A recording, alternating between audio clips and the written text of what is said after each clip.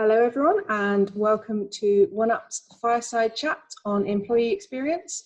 We've got Olly Culverhouse, our CEO, and Anthony Vaughan of E1B2 Collective, who are tonight going to be chatting and discussing employee experience. If you have anything you'd like to ask, then please do ask questions. You can use the Q&A function down at the bottom or the webinar chat. Just drop a message in there and I'll be keeping an eye on that. How we're going to work is each person's going to introduce themselves and just a little bit of background on themselves, and then we've got a few discussion points and any questions that come up to just generate a bit of a discussion. Also, if you want to introduce yourselves in the Zoom webinar chat, feel free to just drop your name and your company and what you're looking to get from tonight. Just make sure that it's selected all panelists and attendees, not just panelists, because everyone wants to hear from you. But yeah, I guess we'll get started. Anthony, do you want to kick us off and just introduce yourself? Yes, how you guys doing? I actually go by AJ. So now that you guys are some friends here, I guess I'll let you guys call me that. So people typically call me AJ, my mom, colleagues, friends. I guess Anthony's more of the LinkedIn professional thing. So yeah, my name's AJ Vaughn or Anthony Vaughn, either way. Who am I? I guess I'll break it down this way. I started a company at 19, dropped out of university, beginning of sophomore year. Dad passed away, which was the main reason why I decided to come home. I was trying to find something to keep myself busy, and I was a former American football kind of D1. I don't know if you guys know about the American kind of structure, but there's different tiers of athletics, and D1's kind of the highest tier. And so I was a D1 former athlete. And so I started a year-round football academy to just stay busy as I was kind of mourning the death and just kind of figuring things out.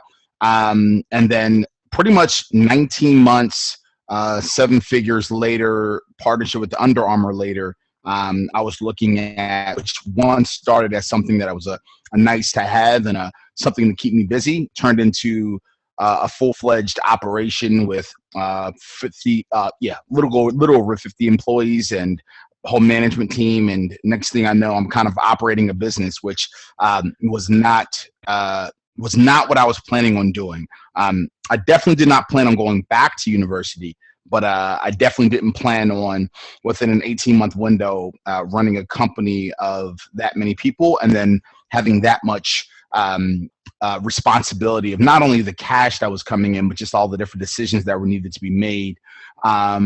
I guess I'll try to segment it this way. I made a really poor decision, guys. There was a guy that was, in my eyes, a partner who actually wanted to be an equity partner, something I think a lot of entrepreneurs to this day make the mistake of. I did not grant him the access to be an actual equity partner.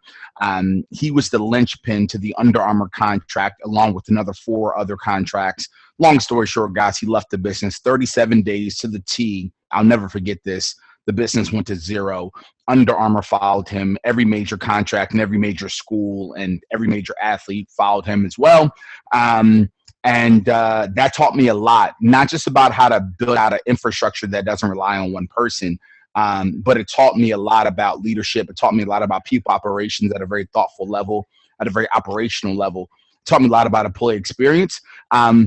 I guess to speed the story up, guys, background, went down a very deep rabbit hole of people operations, employee experience. Because of that, neuroscience, organizational psychology, change management, anything you can think of. As I was studying and researching, I'm just an entrepreneur at heart. I started a second company at 21, ran that company until I was 24. And then going on to my 25th birthday, I wanted to actually be a practitioner. Became a head of people for the last 5 years. I'm 30, guys, if you can do the math. I look a little older, though. I look like I'm 49, I always say. What else? Started dabbling in speaking, started a podcast about 1.5 years ago. As you guys all know, COVID-19 hit. And so I took all of my learnings and my experience of like my hybrid perspective of being an entrepreneur / people operations leader / this weird maverick, I guess.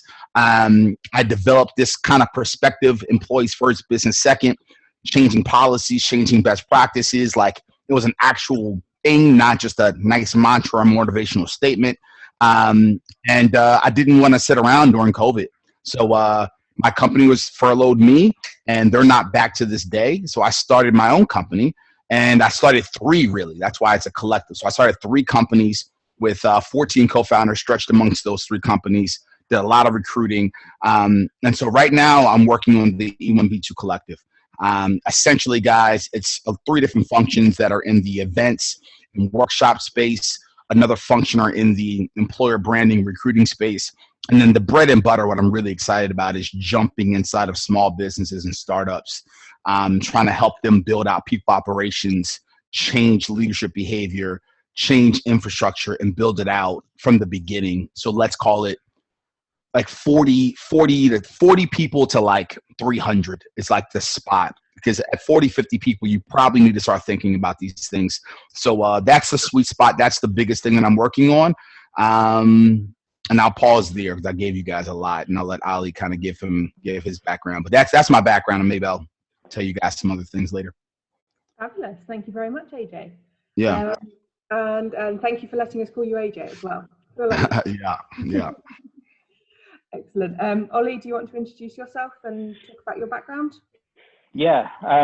So I sort of set up a Domo group, which was set up in 2007 when I was revising mentally revising for final university exams. And initially, we were kind of running as a company that built software for companies back when it was profitable to do so. And at the time, it was only just the two of us. And then things kind of grew, and our first kind of major product grew from that, called Signable, which is an electronic signature document management platform. And this just kind of grew up from there, and it allowed us to expand. And so the company now obviously encompasses Signable. It also encompasses OneUp as well, as a company, which is obviously doing co-working, but also really, really kind of important stuff within leveling up yourself personally, your business, and also your community. The team at the moment, we're about 30 people, and we are sort of more than doubling every single year. So it's an interesting time, and we've obviously learned a lot from lots of hirings and also lots of firings as well, in terms of letting people go, and just kind of help grow and foster our own culture to basically create the environment that allows people to kind of do their best work really without feeling stifled and controlled. So that's it. Very interesting.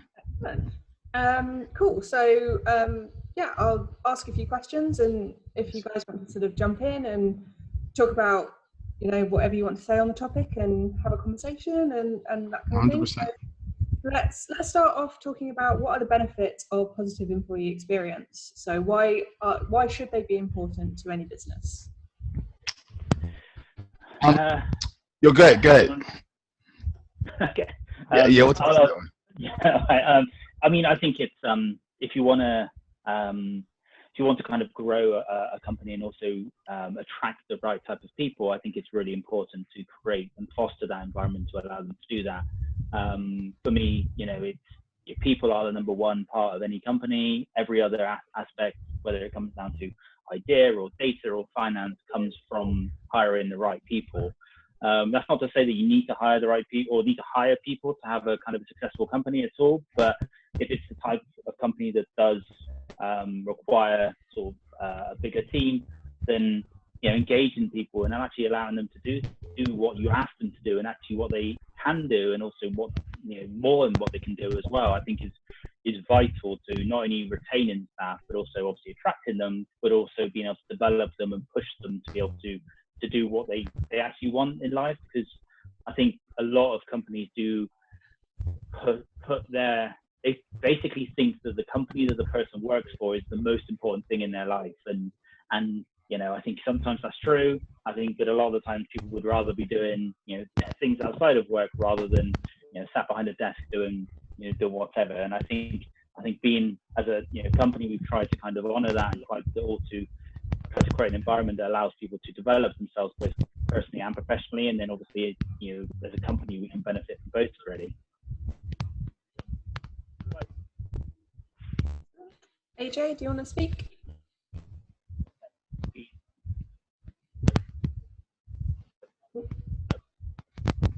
I think, yeah, you guys hear me? I'm good? You're a bit. Oh, no? Can't hear me? We can hear you, yeah. Oh, yeah. How am I looking? You're back in the room. Yeah, I'm good. Okay. No, I was just going to say, I heard everything you said. I was just going to say a lot of that. I was going to say that I right. I think for me, how do I view it? How do I unpack it? Why do I think it's important? So I guess going back to my first mistake, frankly, I think a lot of entrepreneurs and startups and small businesses and even big size businesses really think about the product or the service or a lot of moving parts. And Olly, you know this just as well as I do. And am I pronouncing your name right, Olly? Yeah. Oh, okay. There's a lot of decisions that need to be made outside of the people. There's a lot of thinking that goes on. There's a lot of stressful moments, and I think those moments kind of take entrepreneurs away from actually what's most important, right? And so for me, as I was building my first couple companies and then now kind of being back in the entrepreneurial seat, I've now kind of realized that you literally, the first thing that I think I just want anyone to know is you literally do not have a business without your people unless you're running a small lifestyle business where it's like you and maybe a subcontractor or two that helps you on ad hoc moments. Like there's no way that you can create anything somewhat even meaningful without those people that are around. And knowing that reality needs to like just sit there for a moment. I think a lot of entrepreneurs, for whatever reason, don't admit that to themselves. I think a lot of entrepreneurs know that logically, but emotionally and internally, there's some sort of like disconnect, which is very odd and confusing to me. And so I think I want to start there. Like nothing impactful that you're building can ever be built without anyone else around you. So that's the reality. And then for me, the second reality as it pertains to employee experience is, when I'm thinking about employee experience, when I'm thinking about really the operational aspect of it, I think about gratefulness of them even being here, right? Like that's another level that I go to is like the fact that someone is willing to jump on my idea with me and get this idea off the ground on my behalf from my vision. There's a certain level of gratefulness that you have to have. Right now, I've gone through the process of recruiting like 14, 15 different people.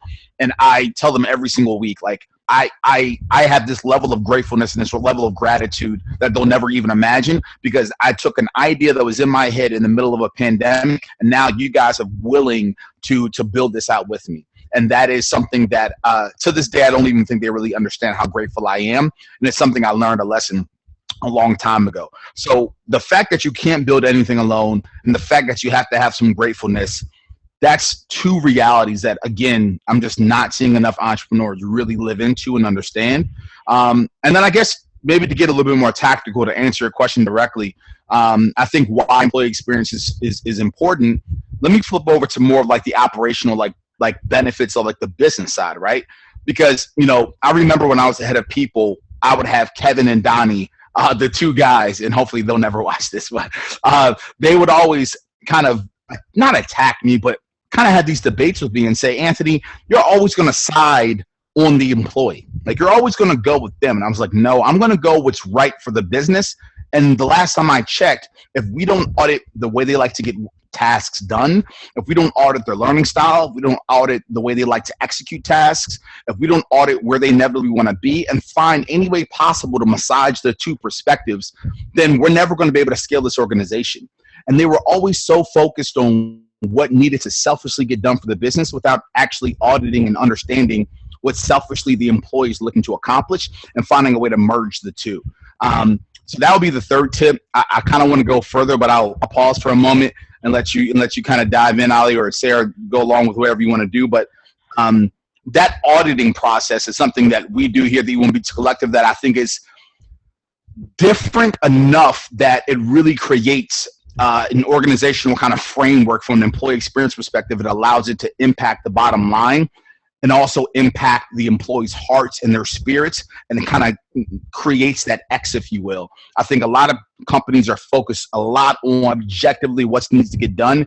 We're the competencies out in the world that can get those things done, and then let's step back rather than trying to find that merger. So I don't know, those are like 3 high-level thoughts, I think.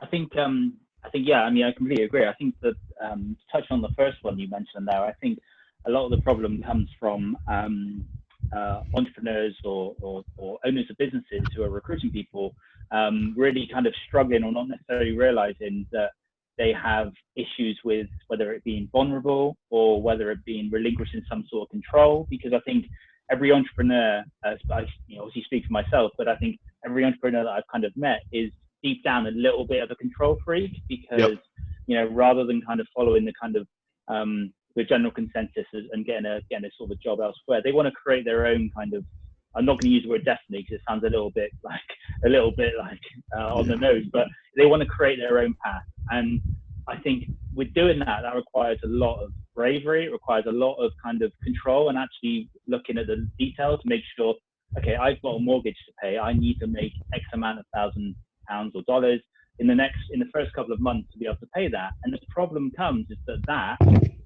you've got that on one side, then you've got the other side about relinquishing control so that your employees can engage. And for a lot of vast majority of entrepreneurs and business owners, that just doesn't, it just clashes and it just doesn't work, because people just, when it comes down to it, people will kind of go into themselves, and they also won't necessarily open themselves up to as I said, vulnerabilities, and also be able to be honest with themselves about the fact that they don't trust the people that they maybe recruit as much. And that may be not on them, the employee, that may be on themselves in terms of being able to relinquish that trust. And I think until business owners or entrepreneurs actually look at themselves and think about the fact that maybe all this employee engagement actually isn't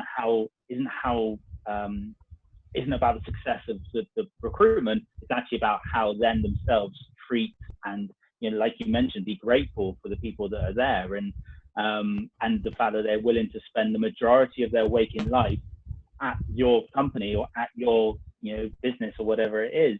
I think that that gratitude is really, really important, but also having those mental kind of conversations and having that kind of understanding about who you are and know your strengths and weaknesses, and be willing to put your hands up and go, look guys, I suck at dealing with people, I suck at whatever the weakness is, like you have to be willing to admit that, because every single person has a weakness, and anyone that says that they don't have a weakness or they don't admit it, they're just lying. That's all it is, really.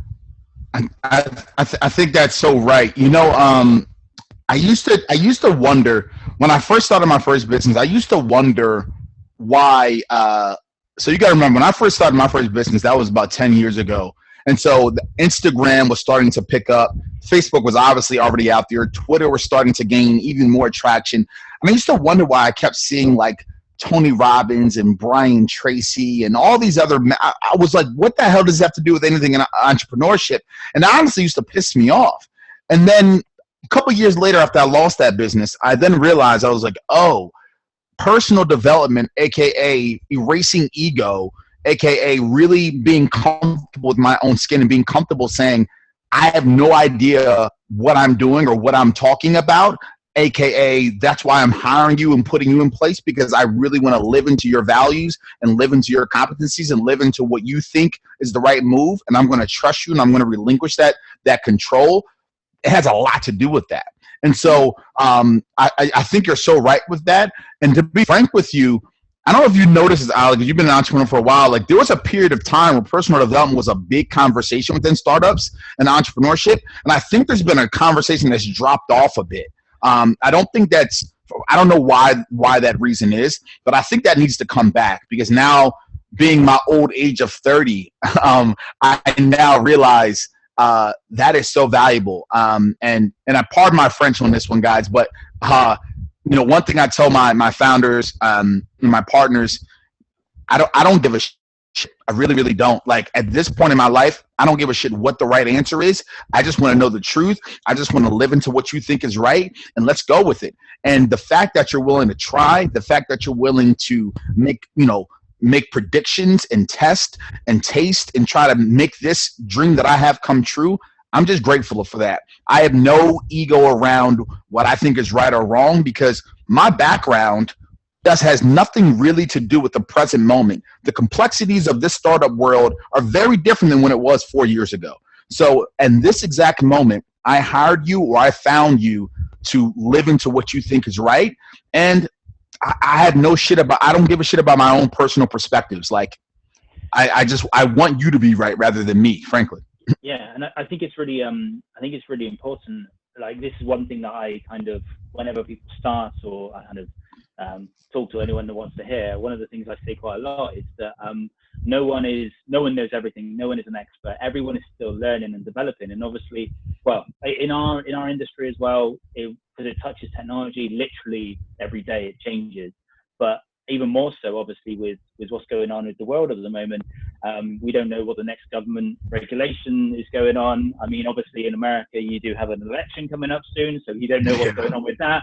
And obviously, the UK has other kind of political things as well. So there really are no kind of certainties, and I think you have to embrace the fact that every single day could be different. And actually, when you do that, you realize that no, you don't know everything, and you actually feel comfortable with knowing that, because yes, you may. One of the things I say to team members as well who join us is like, not knowing everything is fine, but being able to know how to find that information is what we're looking for, because chances are the problem that you're having is not it's not like the first time anyone in the world has ever had that problem before. It's a solved problem. It's something that has some debate or discussion around, which you can form your own opinion on, but there are obviously, everyone has the ability to research that and find out the solution for themselves. But I think it's really important that everyone is kind of they kind of, they realize that they are still a work in progress. Every single person is still a work in progress. It's just people have had different head starts depending on background, or money, or parents, or whatever, education, loads of different things, I think. But ultimately, everyone is still a work in progress. Yep. So Sarah, I'm kind of doing you, maybe, if you want to take it off there. Excellent. Well, that's really, really fantastic. There's actually a question come in. So Nick, who is a great friend of us at OneUp Co-working and Signable, and he said he's self-employed himself, but thinking long-term with the end in mind, when he starts sort of recruiting and it becoming a bigger thing. What would your advice be on putting a plan or a big picture or culture in place ahead of future growth and intern recruitment? Is this something that he can start to think about while he's just a solo business? You want me to go, maybe? Yeah, you go first. Yeah, no. So that's interesting. There's a couple of ways you can go about that, because that's interesting. I actually just talked to a founder about this recently. I think there needs to be a certain level of principles that you set in place. What I don't think you can do is, I don't think you can create this big outline and this big blueprint that you're going to follow to the T, because there's too many complexities to be able to follow that. I think the principles that you lay are going to be important. And so how to go about those principles and what those principles should be, I'm not here to tell you what those are. I think there's a lot. I think, this is one thing. I think there's too many podcasts and videos where people tell you what the principles should be. Transparency, honesty, and like all these kind of buzzwords. I'm not here to do that. I don't know you well enough. I'm not going to, I'd have to sit down one-on-one and audit you as an individual. But you need to audit yourself, and you need to set those principles for yourself and what you feel is going to be the type of culture and the type of environment and the type of leadership capabilities that you want to build around yourself. I know for me, I kind of call those my promises, right? So I know for me, one joking, going back to the not giving a shit, one of my promises to my team is I promise to continue to not give a shit. I promise that. I don't care. I just want to get to the truth. My ego is non-existent. That's another promise. Like, I will consistently have zero ego. Ego is the enemy. And if you haven't, Ryan, shout out to Ryan Holiday, because that's an amazing book, by the way. And then, so on and so forth. And so I think better than trying to set out like this big map or this big blueprint of what your culture is going to be, because there's so many complexities to that. Like going into like a lot of people don't understand how like employer branding or like decision-making models or workflow structures, how all those things can impact your culture. You don't have to get into that stuff. There's no way you're going to be able to know it until you actually start to have a team. But what are your promises? What are your principles that you as a leader are going to always commit to? Because inevitably the culture is going to be led and energized off of how you are and how you show up for your first employee or how you show up for your first partner and so on and so forth. So maybe kind of outlining those promises, understanding what those are, and sticking to those, and promising yourself that you're going to stick to those. I think, if I were to throw out one promise that I think you should adopt, is being comfortable with other people putting you in your place.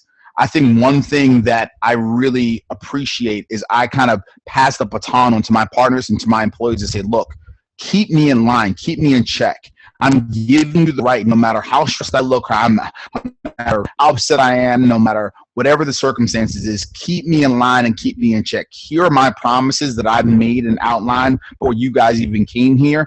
I want to continue to adhere to these. So please let me know. Send me an email. Schedule a one-on-one. Call me.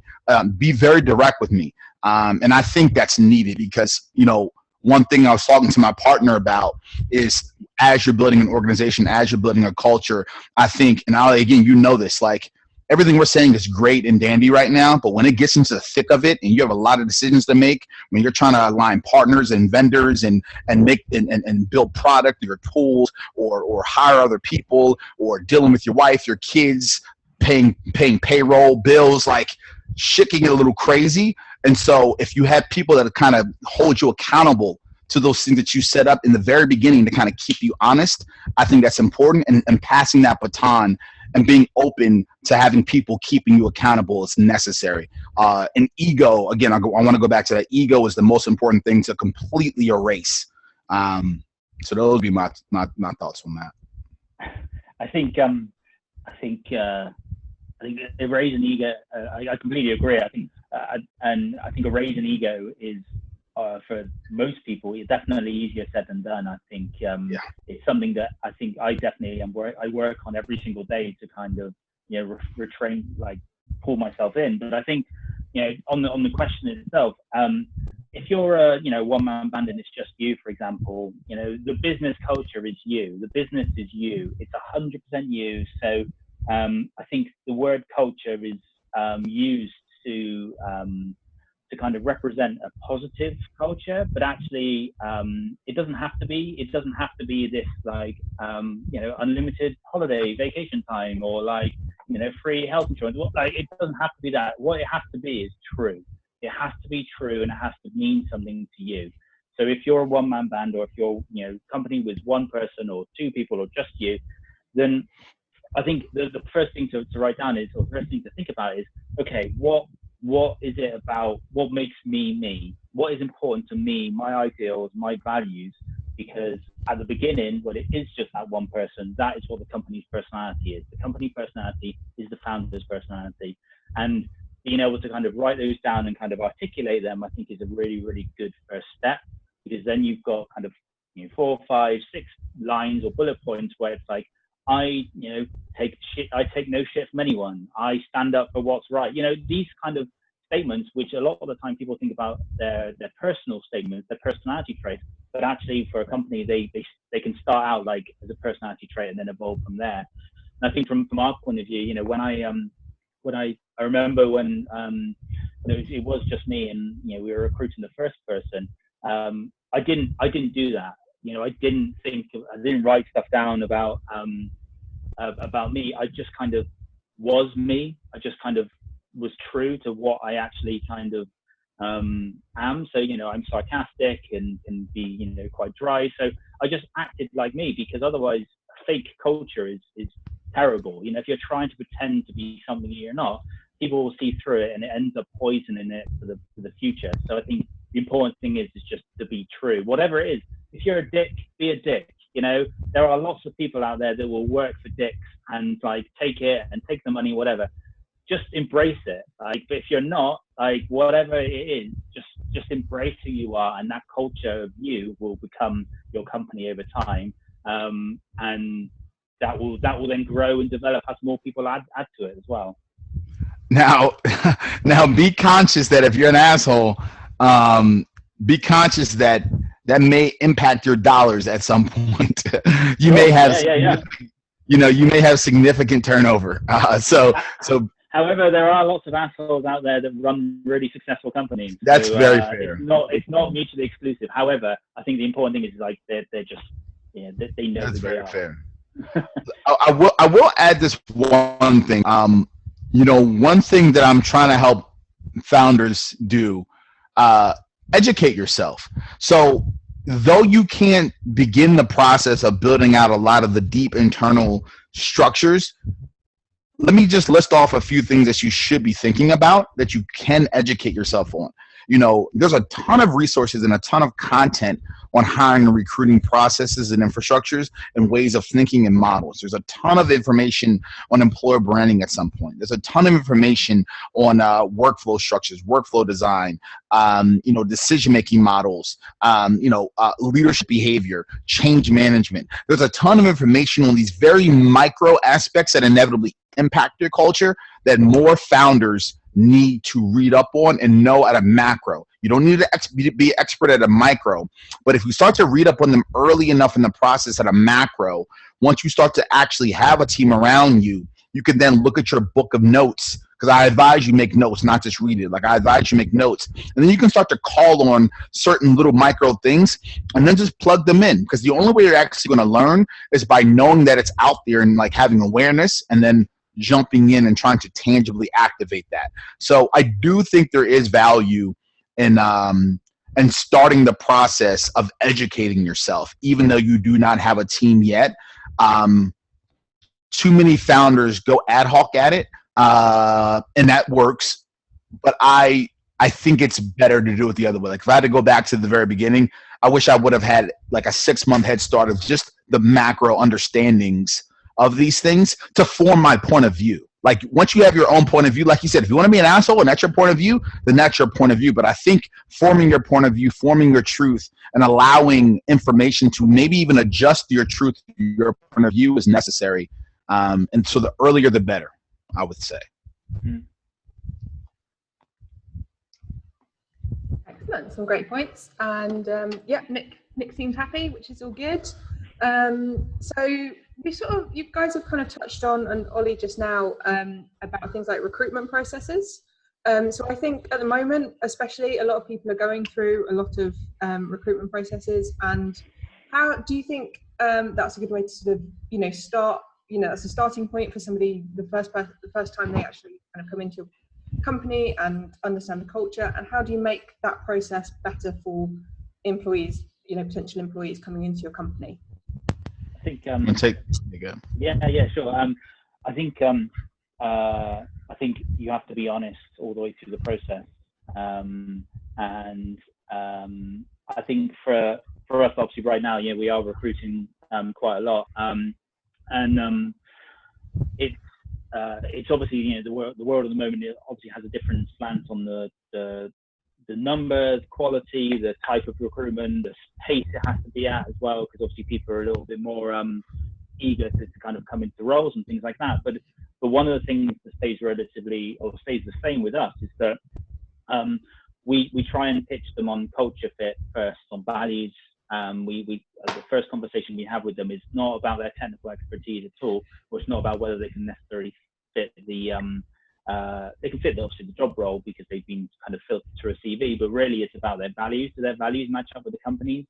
And are they willing to add something to the company? Because the other thing we don't want a whole company of, you know, 30 people who are think and act and speak exactly the same. We want diversity. We want you know, people to challenge yourself. You know, like you mentioned, AJ, as well. I think it's, you know, really true. I think people need to be, and I'm definitely guilty of this as well.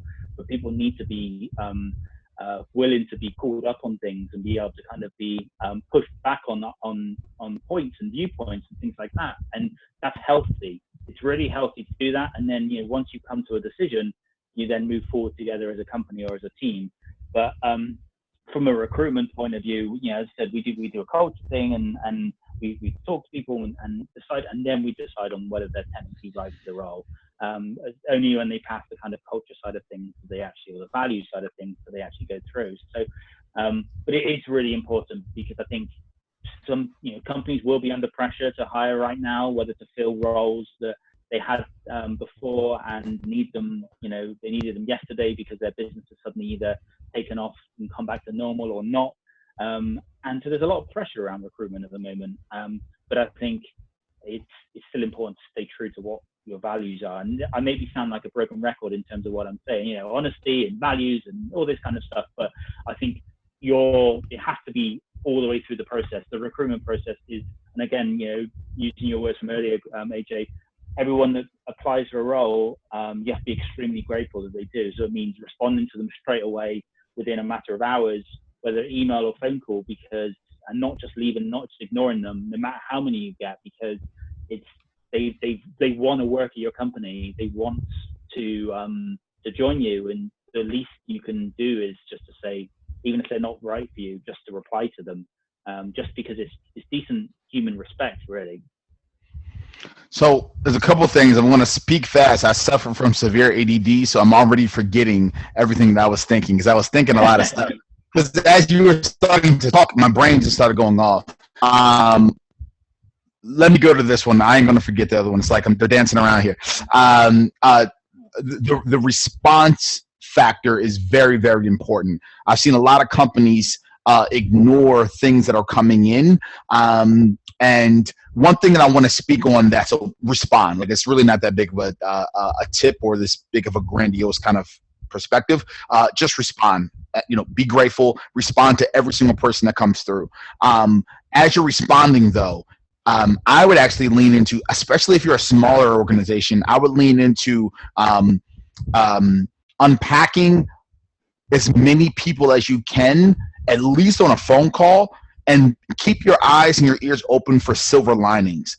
I think something that is interesting is if you are hiring a person to do one function, and then you get on the call, and if you're a good recruiter, if you're really not even recruiter, if you're a good leader, because we're probably not talking to companies that are that big to have that internal capability. So if you're a good leader, what I think I've learned over time is to ask questions, to keep my eyes and ears open for other capabilities that they have outside of the direct role. So that goes kind of back to the ego and the selfishness. I know you're there. I know whether it's COVID or even normal circumstances, I know you have a very direct perspective of what you're trying to hire that person for, but there should be about 15 to 20% of the conversation that keeps your ears and your eyes open for other capabilities, because even if they cannot perform exactly what you think they're going to perform, there may be other ancillary functions that you were either considering getting off the ground, or that you will be getting off the ground later on down the road, or maybe something you just got off the ground, you just made the mental decision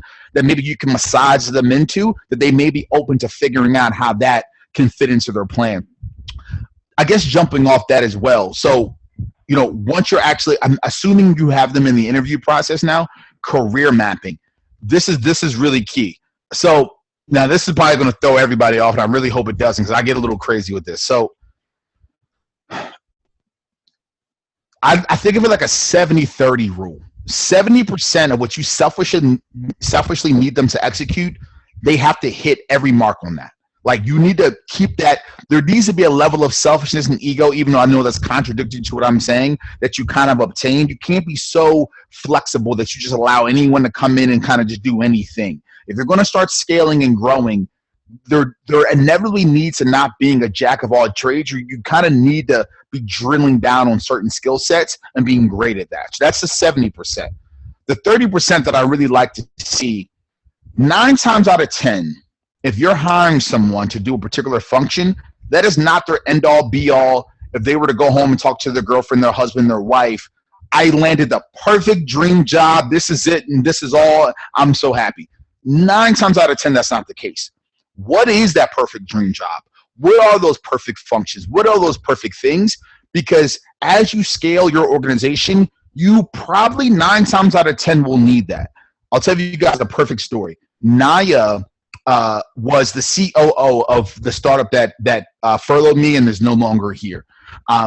Naya, behind the scenes, had a deep passion of being a writer, being a journalist, and being someone that captured content and perspectives on behalf of a brand and put it out to the world at a macro level, and started to do cultivations and building PR and kind of awareness for the brand at a very like journalistic kind of like old school kind of nature, right? I really liked how he had that perspective. That was his 30% that no one had ever talked to him about before I joined the company. He was good at the COO responsibilities. He brought up the journalism things time to time, but no one really drilled down on it. The CEO admitted to me, going back to the ego and selfishness conversation, that he didn't even want to lean into those comments that he was making that he heard, because he was so good at being the COO. He was so good at the 70%. And that he didn't want to risk, right? Because that's another thing. You got to go recruit someone. You got to go find them. Then you got to cross your fingers and hope that they match the culture, that you actually like them, that they're actually good, that they actually stick around. So he didn't lean into that. And so when I came in, I said, look, let's split this up a bit. Naya, we're going to go through the process of trying to recruit someone. It's going to take us probably 6 months because we want to be very careful about it.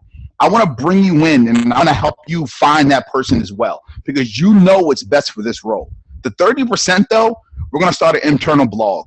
I want to get some internal communications off the ground internally. I want to get you out there doing some cultivations. I want to live into your 30%. We're going to pay you for that. It's going to be part of your new job role. So here's a little sprinkle 30%. The moments that you cannot accomplish that and it's kind of taking over your life, let us know and we'll restructure and we'll pivot and we'll do what we have to do, because I don't want to overbear you with too many responsibilities. But I want to have you lean into that 30%. The amount of engagement, the amount of gratefulness that he had was amazing. And so I guess back to the recruiting thing, and I'll shut up. You know, in that beginning process, you have to unpack what is that 30? What are the other things they want to do? And then structurally, when you leave that interview and you know you're going to hire them, speak to yourself, speak to your executives and say, from get-go, from the beginning, we are going to sprinkle in a 30 to 20% of those things along the way. That's going to keep that engagement there. And then as we start to develop them and as we start to scale, let's continue to move them into those categories that they really want to do. And that's how I see retention and all these other great things that we could get into that are very micro starts to happen. A lot of companies think I'm crazy for that because they think that's a waste of time. I do not. So I don't know if you have any thoughts on that, Olly, but I know it's a little outside the box because it's not really outside the box. It's just something that I guess a lot of leaders don't think is a good use of time. Yeah, no, I think people I think we kind of try and do that. I think maybe not so much as a like structured 70-30, but I do like the idea of kind of thinking about it like that. So it really gives you discipline to actually make sure that the role itself is the 70%, and then what's that extra 30%. And but it is something we, is really important. And I think, that comes back to my initial, like when I mentioned initially about the fact that people do have all these interesting skills or talents or interests outside of the role that they've applied for, or that they're joining. And it's important to honor them and respect them and be able to kind of see, okay, so, in your spare time, you like to, like to make movies and make films and stuff like that. So, there's some skills and talents that maybe as a role that you're applying for, you might be coming in as a salesperson, for example. That might be completely, you might think, well, that's a waste of time, but actually maybe that person could use that 30% to use some of the filmmaking skills to actually enhance their role, and also then maybe become a new department, maybe become a new team, maybe open up the opportunities for them both internally within the company and also externally for themselves as well. But I think it is that people don't necessarily. I think business owners tend to not think about it. I think because they are afraid that people are slacking off. And I think that then comes down to like, how do you track productivity and things like that? And I don't want to necessarily get into that because that's a whole nother thing.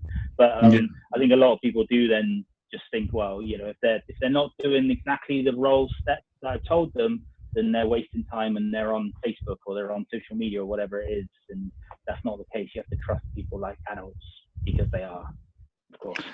And then a tiny little more sugar I'm gonna throw on top too is a cheat sheet. So here's something that I learned about 2.5 years ago, 3 years ago. This is kind of the recruiting process. So once you recruit someone and then you start to onboard them, what I think is fascinating is, and you know this, Olly, like we as owners, if we were to be honest with ourselves, if we were to get hooked up to a lie detector test, we are not keeping our pipeline full enough. We're doing last minute hiring. Cool. Someone quits. Someone lets us know a week before. We have to fire someone because whatever the case is. Now all of a sudden we need a role, and we're having to jump in and fulfill that role, or we're having to do X, Y, and Z, or someone else that doesn't have that same competency has to do X, Y, and Z, and that gives us anxiety because we know damn well they're not the person for that, and so we tend to try to rush the onboarding process, which is not a good thing because we need them to get in there and do that work. What I think is fascinating, if you are going to rush it, what I would recommend is creating a cheat sheet along the way. So, but have it be in the applicant's own words. So I don't care what the function is. There are things that you need to take away from that onboarding process because you're not going to step out of an onboarding process immediately ready to work like you've been there for 6 months. It doesn't work that way. So I've always recommended leaders sit there at the end of each onboarding day and look at the applicant and say, what have we learned today that we need to then retranscribe into your own words for you to look at later on once you actually get into the role? I think that's incredibly fascinating to kind of speed up the process of having productivity because then they can look at something. A lot of times we take these applicants and immerse them into the organization very quickly because we need them to get up to speed, and they're not taking any notes or any processes along the way that they can walk away from. So that's another little weird, quirky thing that I've done. That's excellent. That actually sounds really quite useful. Definitely as someone, you know, like as an employee, actually sitting down on a day-to-day basis in your sort of first couple of weeks and going, right, what have I learned? What do I need to remember for later? That's useful. And actually I'll be at some point in the next few months recruiting more people for OneUp. So that's a little tip I can hold on to for when I'm onboarding people. So thank you very much. There it is. There it is. We've had another question from Nick, and he said, you both mentioned social media. How important do you think social media visibility is to employer branding and attracting talent?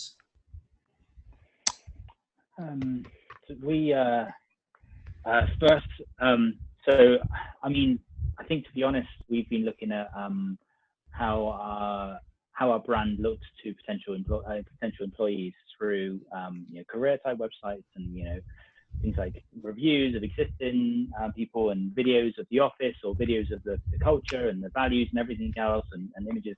But I think that isn't something that you need to do straight away. I think that is something that evolves over time as you get to know your employee brand or employer brand so much more. I think initially your employer brand comes back to this is you, this is what your company is. And your employer brand could be just a bit of face to camera, you just saying, this is what I'm trying to build. You need to impart that passion. This is why I want you to join. And this is, you know, why I'm so passionate about this. People and the right people will see the right things from what you're trying to say. So it doesn't have to be hugely, and you know, social media is just a marketing channel. It's just another way to get the word out. It shouldn't necessarily, for us anyway, it's not necessarily has any more preference over anything else. It's just another channel, and I don't think it's necessarily get wrapped up into how you deliver the message, just as long as you deliver the message. To jump on what he just said, I'm not going to plug directly what it is I'm working on because it's not ready yet, but I will tell you something I am working on that I want to see more companies think about. This is another quirky thing. So employer branding is interesting because a lot of people bullshit, and I don't like that. What I mean by that is a lot of people take glossy $15,000, $20,000 videos of the office and say, hey, Sarah, this is what I need you to do. I need you to sit in front of the camera. I need you to look perfect today. And I need you to tell everyone how amazing this opportunity is. And you know what could have just happened? Sarah could have just got out of a very, very, very stressful meeting that in her mind, she's made the decision to walk out of this company. But it's not here yet because she has bills to pay. She has kids to take care of, whatever the case is. So she's now going to look at this camera and make up this story. That's what I'm seeing from the employer branding space and the social media space. So let me give you another suggestion. This is off your idea, Olly, that I really like. So I'm creating this function where essentially I think companies should create more internal podcasts where they sit down with, in your case, it would be Olly, maybe even Sarah, since you guys, since you seem like you're hiring people, sit down on a podcast for a 30, 40-minute piece of content where you guys are just very laid back as if you're getting a cup of tea or a coffee or a brew, whatever the case is, and you guys unpack how Olly and Sarah, how you guys think through decisions. What are the most important, productive, interesting problems you're solving right now? What state is the company in right in this exact moment? What does this role mean to the company right now? What are you looking for out of this person to solve these problems? How are you going to appreciate ideas that come through? If they can hear you guys have a laid back kind of flying on the wall ad hoc conversation that is very detailed and very micro, you create that and then you find a way to spit that out to an applicant as they apply. I think that's a better piece of content rather than any glossy social media things that you would do, because now they can actually get an understanding of who they're going to be led by, what the problems are, what's actually going on, how their role is going to impact that, what they expect from this role, and where this company is inevitably going and how they can fit into that. And they can sit back on their drive heading into the office for their first interview. They can wake up in the morning, before, COVID situation, before they go on Zoom and listen to it for an hour, before the interview itself. I think it's just a very interesting way, not to crap on anything on social media and all the glossy videos, but I think back to your point, before you even invest in all of that, it takes nothing to create a very quick video or a very quick ad hoc podcast where it's just Olly or Sarah or me, because I'm doing this recently, I'm doing this soon too, and just sit on the camera, sit on the podcast, and just have a chat about what's actually happening. And then the employee can actually make a decision on whether they want to be a part of that company or not, based off of your vibe, your attitude, the problems that you're solving, the role that they expect. It gives you a deeper context and a deeper look into what's actually happening. Yeah, I mean, I really like that idea, definitely. And then you've got the follow-on bits around, it then becomes multiple pieces of content, and yep, yeah, really, really, really useful. So that sounds great. More authentic. Excellent. So, are there any pitfalls that you've both found when sort of setting up the company and culture that you kind of want to share for other people to not make the same mistakes? Pitfalls. You mean like mistakes? Yeah, I think I'm not sure, because I think it would be like mistakes and things. It's just you learning. It's just you getting to grips of what you're doing. And I think you can always make the mistakes in terms of, did I hire the right person? Were they either wrong for the company, or did I not test for this and they ended up being completely different to what I wanted? But I think, as long as you can get learning out of it, as long as you then don't repeat the mistake, it's not, I kind of like to think as mistakes as if you do the same thing twice. If you do something once and in hindsight you realize it's a mistake, it's not necessarily a mistake, it's just a learning. If you obviously then go and do the same thing again, then that is a mistake, and that for me that's more serious. But obviously in the world of recruitment and the world of kind of HR and everything else, those mistakes can be costly, both financially and also to the company.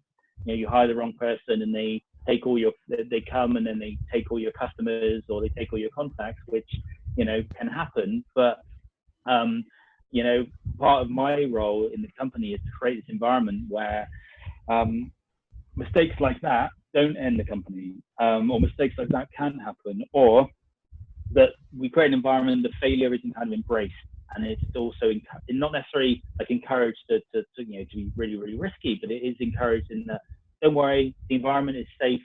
You know, you're not going to break something just by trying different things.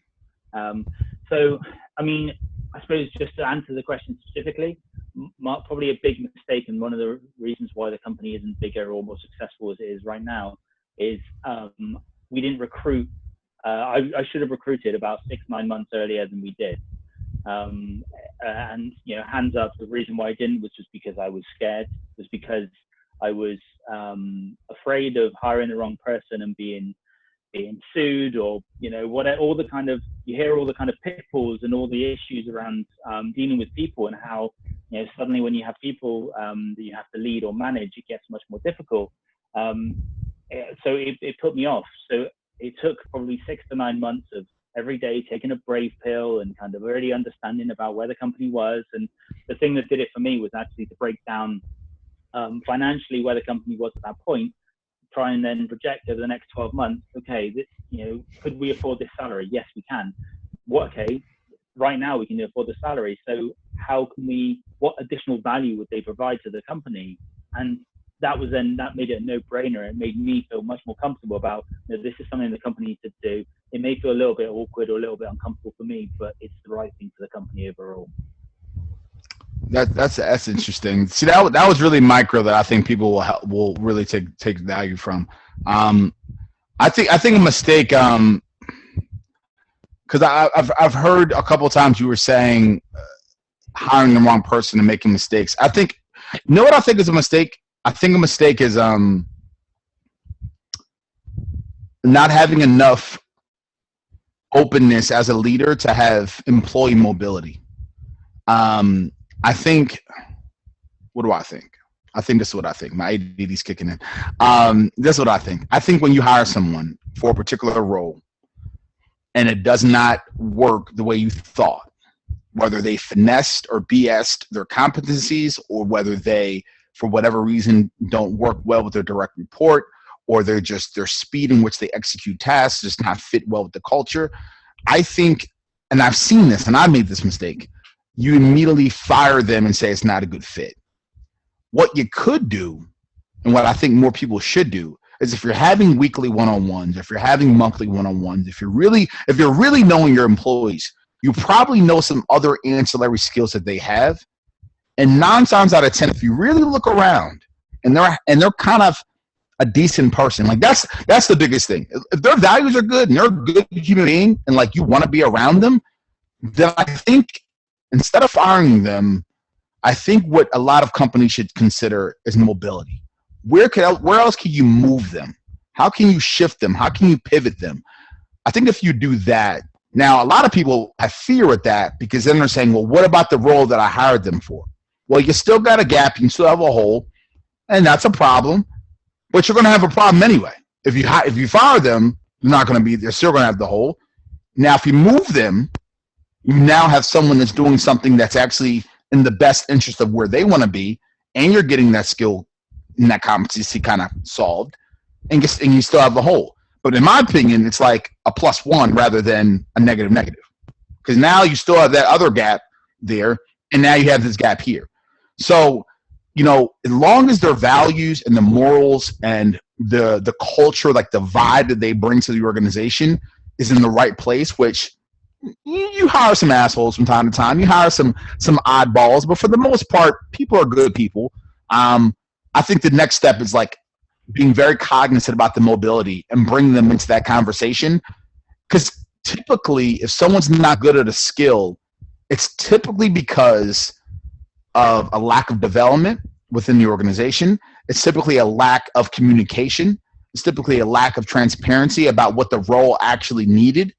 It's typically a lapse on both ends, not just the employee.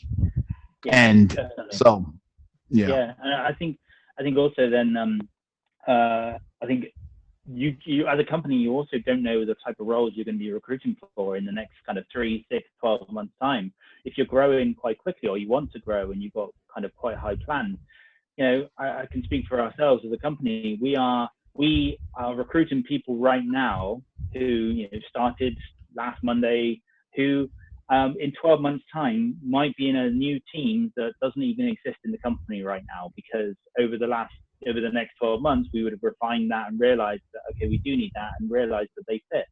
So I think that mobility is extremely, I completely agree, and it's a great point that the mobility is extremely important. I think, and it obviously has to be balanced to make sure that if there is a gap that you're trying to fill, they help in some way, but maybe not fill it completely, but at least then can give the company more value for something that it may have blindsided you and not realized that you actually, no, maybe you don't need someone who I don't know, runs social media. Maybe you need a marketing manager who runs everything, and maybe that's where the real value is. Because again, that is also this whole assumption of knowing where you have to fit the people in the right roles is the assumption that you know 100% what you're doing, which no one really ever is. They're kind of trying to evolve, make the right decisions, make the best decisions, not necessarily the right decisions, the best decisions for them and their company, and you're learning every day about what they are. Yep. Excellent. So there's no more questions, and sort of looking at the time, I'm just going to sort of say, is there anything else that either of you guys want to contribute that you feel hasn't been touched on tonight? I mean, I think now is a good opportunity actually, because obviously, based in the UK, and obviously AJ's based in the US as well. Is that there's huge differences between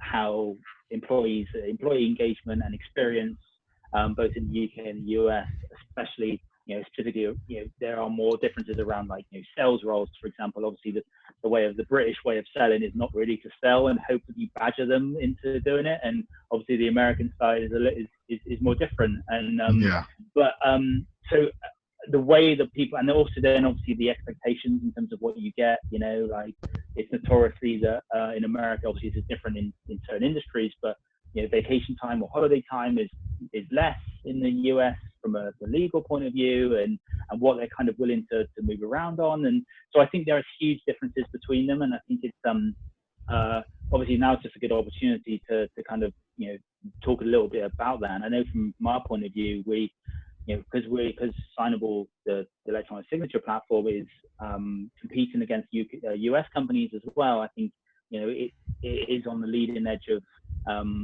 the way that American companies run from a technical point of view and from a people point of view, but there's still lots of differences really. But I'm not sure how. AJ, have you had much experience in terms of how the differences between the two? Because I personally haven't, to be honest. No, that's not a strength of mine. I don't know what's happening over where you guys are. I know here. See, I'm the wrong person to ask because I'm crazy.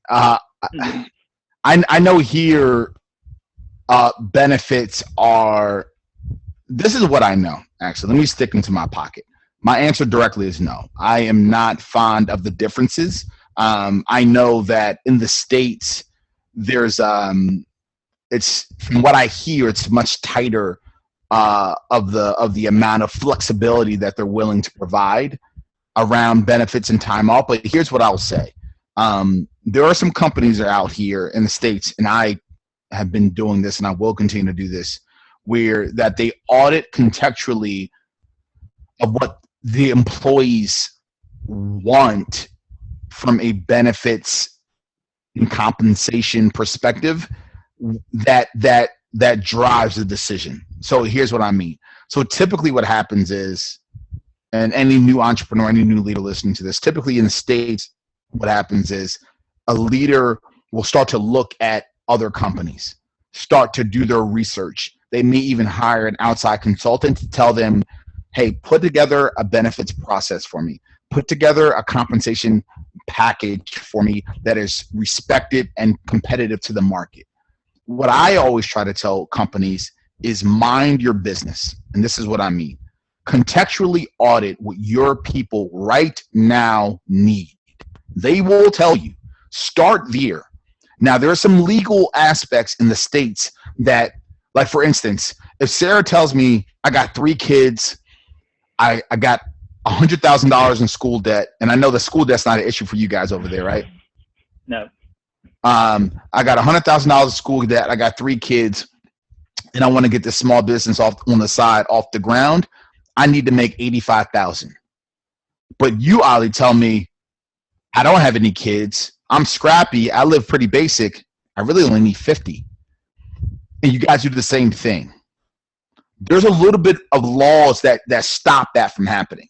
Mm-hmm. So when I do this contextual audit, there are some laws that stop me. But what you can do is you can create an audit about, at a baseline level, at a macro level, where is everyone at in the moment right now? Personal financial needs, benefit desires. Do they have kids? Do they have any health issues? Do they have any aspirations outside of work? Do they have any other passions that they want to tap into? What contextually are your employees looking for? What in their minds do they think is a competitive price financially that they're looking for? What in their minds contextually do they need based off of their contextual living circumstances and experiences financially? Use that as your benchmark to then create your benefits and your compensation processes. And I'm telling, and maybe it's the same way over there. What companies in America do, they go on LinkedIn, they hire outside consultant, even small businesses do this, and they say, what's out there? Like, I don't know, I want to be competitive, but I don't want to be too aggressive. Give me the middle ground, and put a benefit and compensation plan in, and they never speak to the employees. And then they wonder why there's such a disconnect and what they put in place contingent to what the employees actually need, AKA or want. Audit the employees first. So that's maybe my last kind of final thought on this whole thing. Every single thing you put in place should be contextually audited of the employee. That does not mean that you're going to hand over a silver platter to the employees and give them everything they want. But what you can do to give yourself a shot at getting a little bit closer is if you contextually audit the realities of the employees and then use that data to make your decisions on the processes that you're putting in place. Most companies are not doing that. Most companies are doing the reverse. And then they wonder why they have problems. So that's what I would say. I don't know how that matches up where you guys are, but yeah, I know I'm crazy, but sometimes you need to be. Yeah. Excellent. Unless anyone's got anything else they want to sort of finally add, I want to extend thanks to AJ and Olly for joining us tonight, and I think this has been a really, really fantastic discussion. We've been recording the session, so it will go on our website and over our social medias, so it will be available to view after, so for anyone who's missed it tonight. But other than that, I really want to thank you guys, and this has been fantastic. Thank you very much. Thank you very much. Thank you so much. And Olly, it was nice meeting you, man. I like the little riff that we were doing. Sarah, both of you guys, if there's anything that I can do, any value I can bring, any way that we can stay in touch. I know we're across the water here, but I think our values align to some degree. So any way that I can help, let me know. Yeah, cool. I definitely think this is something that we'll keep in touch and work out. Brilliant. Excellent. Thank you very much.